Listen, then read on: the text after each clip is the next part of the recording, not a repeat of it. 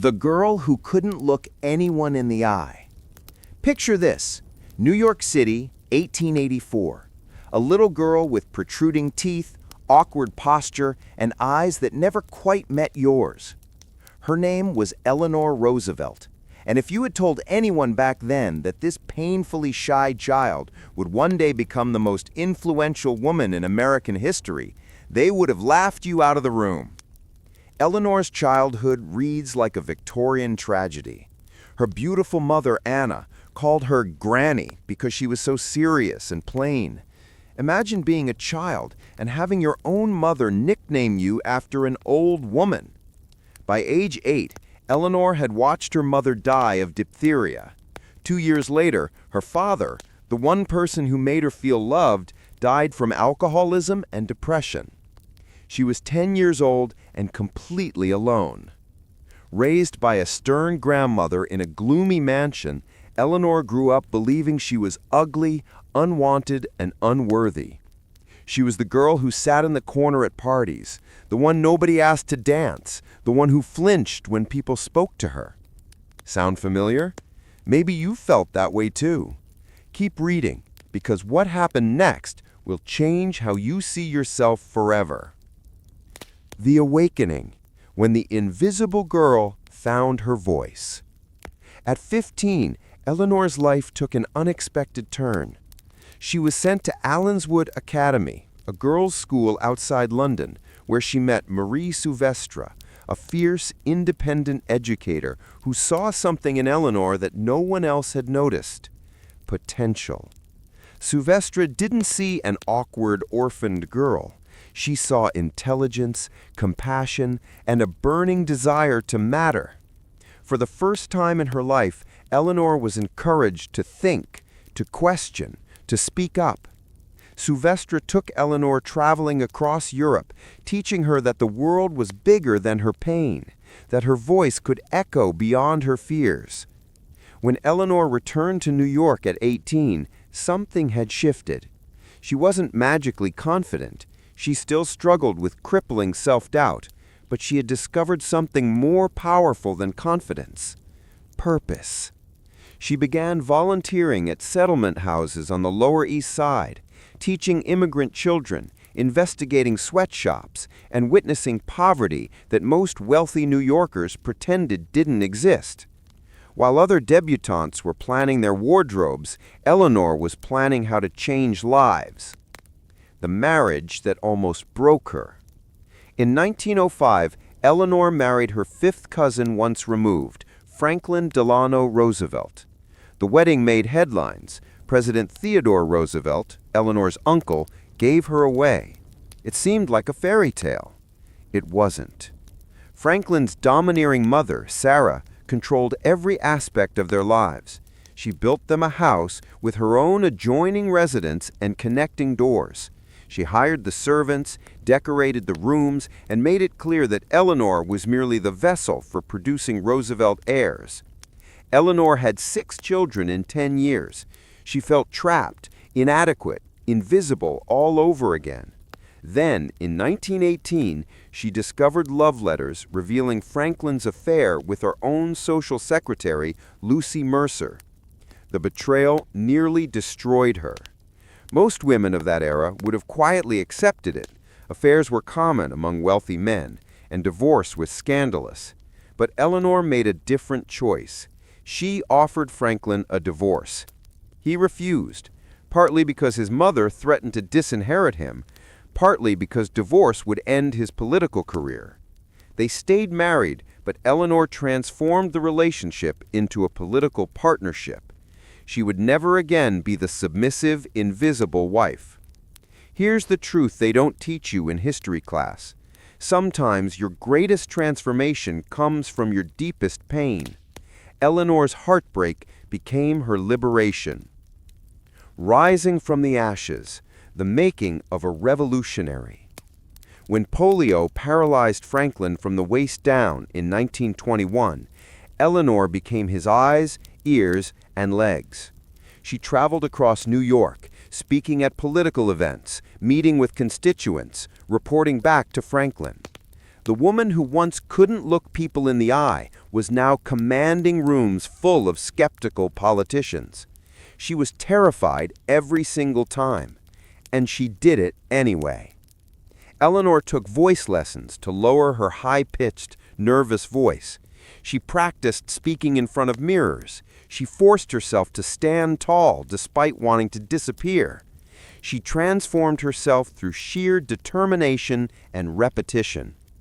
When Franklin became governor of New York in 1928, Eleanor didn't retreat into ceremonial duties. She investigated state institutions, prisons, hospitals, asylums, often showing up unannounced to see the real conditions. She became the voice for those who had none. First Lady like no other. March 4, 1933, Franklin Delano Roosevelt became president during America's darkest hour, the Great Depression.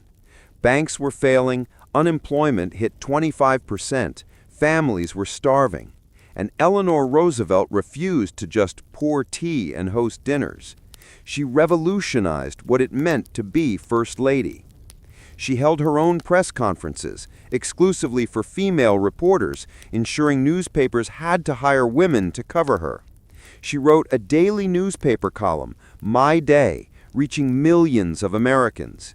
She traveled 40,000 miles in her first year alone, visiting coal mines, slums, and farms, then returning to push Franklin toward bolder action.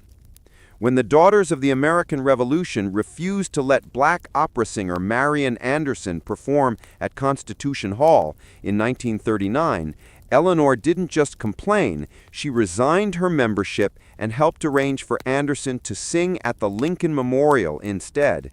75,000 people attended. It became one of the most powerful moments in civil rights history. Eleanor championed anti-lynching legislation, fought for fair labor standards, advocated for refugees fleeing Nazi Germany, and pushed for women's equality, all while facing vicious criticism. She received death threats, newspapers mocked her appearance, political cartoons portrayed her as meddling and unfeminine. She kept going. The world's conscience. Franklin died suddenly in April 1945, just months before World War II ended. Eleanor was 60 years old. Most people assumed she would finally retreat into quiet widowhood. They were wrong. Her greatest work was just beginning. President Truman appointed her as a delegate to the United Nations. The men on the U.S. delegation were furious. They saw her as an unqualified political appointee. They assigned her to Committee 3, dealing with humanitarian and social issues, assuming it was unimportant. Instead, Eleanor was appointed chair of the UN Commission on Human Rights, tasked with creating a document that would define fundamental human rights for all people everywhere. For 3 years, Eleanor navigated impossible political tensions. The Soviet Union wanted to emphasize collective rights over individual freedoms. Western nations wanted the opposite. Newly independent nations wanted to address colonialism. Religious groups debated the philosophical foundations of the document. Eleanor listened to everyone. She negotiated tirelessly. She refused to give up. On December 10, 1948, the United Nations adopted the Universal Declaration of Human Rights. It was 3 a.m. when the vote concluded. The Assembly gave Eleanor a standing ovation. Truman called it the International Magna Carta of all humankind. That document, born from Eleanor's determination, has become the foundation for human rights law worldwide. It's been translated into over 500 languages. It's been cited in countless court cases defending freedom, dignity, and justice. The shy girl who once believed she was worthless had given the world its conscience. The final chapters, a life of relentless purpose. Eleanor didn't stop. She continued writing, speaking, and advocating until her final days. She supported the civil rights movement, walking alongside Martin Luther King Jr. She championed the creation of Israel while also advocating for Palestinian rights. She pushed for nuclear disarmament. She mentored young activists. When she died in 1962 at age 78, President Kennedy said, "She would rather light candles than curse the darkness, and her glow has warmed the world." Thousands lined the streets for her funeral. World leaders mourned, but perhaps the most telling tributes came from ordinary people, immigrants, workers, activists, who said she made them feel seen, heard, and valued. What Eleanor Roosevelt teaches us today. Here's what Eleanor's story really means for you. 1. Your past doesn't define your future. Eleanor was traumatized, neglected, and betrayed, yet she became one of history's most influential figures. Your painful beginning doesn't determine your ending. 2. Courage isn't the absence of fear. Eleanor was terrified of public speaking, confrontation, and criticism. She did it all anyway. Courage is acting despite fear, not without it. 3. Your voice matters. Eleanor believed she was worthless, yet her voice changed the world. If you think you're too small, too quiet, or too broken to make a difference, you're wrong. 4. Transformation takes work. Eleanor didn't wake up confident. She practiced, failed, and tried again. She took voice lessons, forced herself into uncomfortable situations, and built her strength gradually. Change is possible, but it requires commitment. 5. Purpose heals pain. Eleanor transformed her suffering into service. When you focus on something bigger than yourself, your wounds become wisdom. Your pain becomes power. Light your own candle. Eleanor Roosevelt once wrote, "No one can make you feel inferior without your consent." So here's my question for you.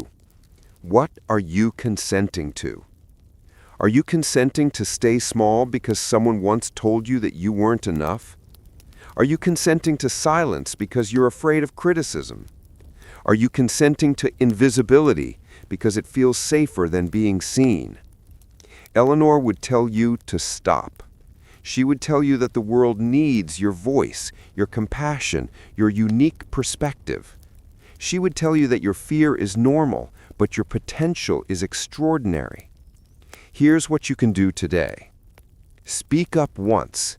In a meeting, in a conversation, online. Share your perspective, even if your voice shakes. Help someone invisible. Notice the person everyone overlooks. See them. Acknowledge them. Learn Eleanor's story deeper. Read her autobiography, You Learn by Living. Let her wisdom guide you. Share this story. Someone in your life needs to hear that transformation is possible. Tag them. Send this to them. The shy girl became the world's conscience not because she was fearless, but because she refused to let fear have the final word. Neither should you. What will you do with your one precious life? Eleanor Roosevelt answered that question with every breath until her last. Now it's your turn. Share your thoughts below. How has Eleanor's story inspired you? What's one brave thing you'll do today?